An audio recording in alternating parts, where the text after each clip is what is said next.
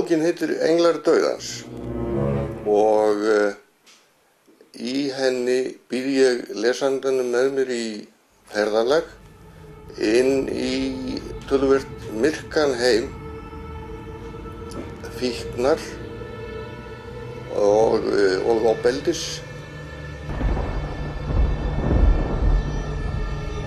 Bókin hefst í Eistlandi, þar sem að ólögleg amfetamínverksmiðja í íslenskri eigu er brennd til grunna og þeir sem þar starfa eru teknir af lífi.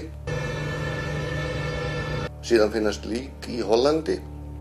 Að lokum finnast lík mjög illa út leikin í sumarbústað á Þingvöllum.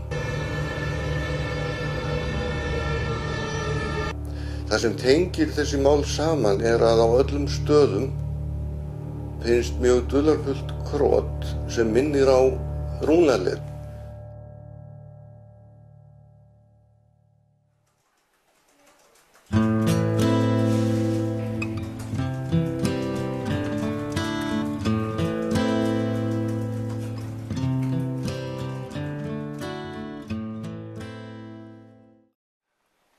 Aðalpersónurnar eru víkingur, lögreglumaður og konan hans Þórhildur sem er réttarlæknir og það sem þau eru að fást við fyrir utan að reyna að rekja blóði drifna slóð eftir morð í 3 löndum er að þau eru að reyna að hafa upp á sín í Þórhildar frá fyrra hjónabandi Magnúsi sem er eiturlyfjaneytandi.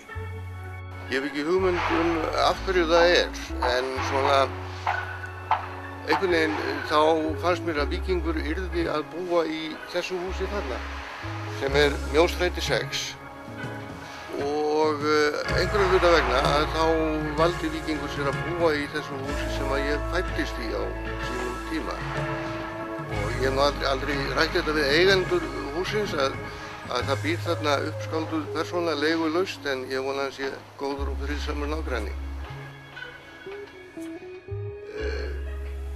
Ég valdi að skrifa skáldsögu þetta efni vegna þess að það stendur í hjarta mínu mjög nærri. Að ég held að þeir sem að þjást vegna fíknar eða vegna fíknar annarra séu mun fleiri og þjáist mun meira heldur en almennt er talið.